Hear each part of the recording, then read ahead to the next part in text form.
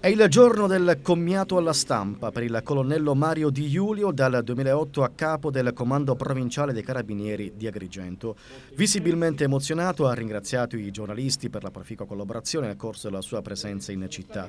Sono stati 4 anni intensissimi, colmi di lavoro e sacrificio e di grandi soddisfazioni personali e per l'Arma dei Carabinieri, ha riferito nel corso della conferenza stampa Mario Di Iulio. La più bella soddisfazione è quella di aver visto un'attività operativa che è cresciuta costantemente in questi anni con numeri importanti, non soltanto sul piano quantitativo ma anche sul piano qualitativo, oltre 25 operazioni di servizio anche di un grosso spessore, penso all'operazione Ballarò con 52 ordinanze. Nel nostro piccolo abbiamo cercato in qualche modo di dare una mano a questa terra ad uscire fuori da questa cappa sia mafiosa da un lato ma anche dalla criminalità comune. Lascia Agrigento con quale stato d'animo? 4 anni importanti, l'esperienza operativa e professionale sicuramente più pagante, più importante della mia carriera. Vado via con un velo di tristezza, un po' di malinconia, perché in 4 anni comunque ci si lega alla terra, alle abitudini, alle persone. Quindi penso che comunque l'incarico che avrò a Palermo è tale che mi consentirà ancora di tanto in tanto tornare in questa terra, dove tornerò veramente con grande piacere. Sicuramente i momenti positivi sono stati preponderanti rispetto a quelli negativi. Tra quelli negativi non posso non dimenticare, resteranno nella mia memoria il ferimento del carabiniere Gamberoni qui all'ingresso di questa caserma, in cui abbiamo temuto sinceramente, io ho temuto sinceramente per la vita di questo giovane militare, ma che a breve tornerà in servizio per nostra fortuna.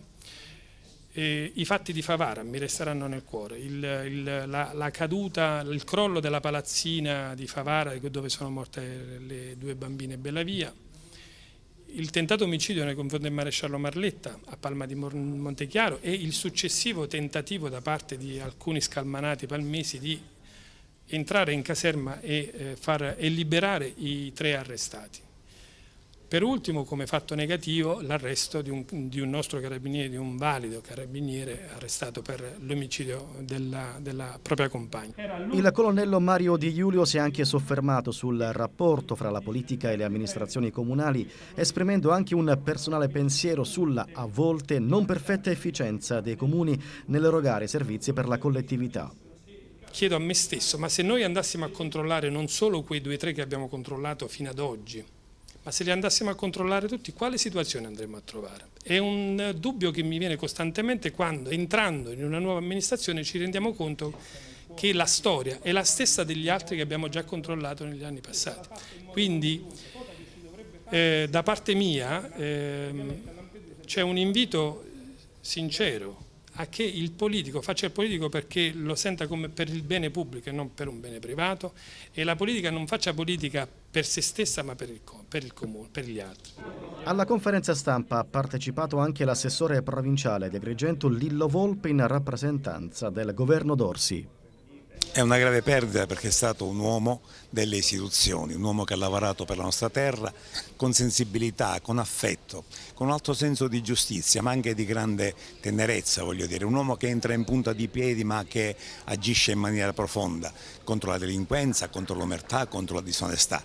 Per noi è una grande perdita. Mario Di Iulio lascia tracce di sé quasi indelebili.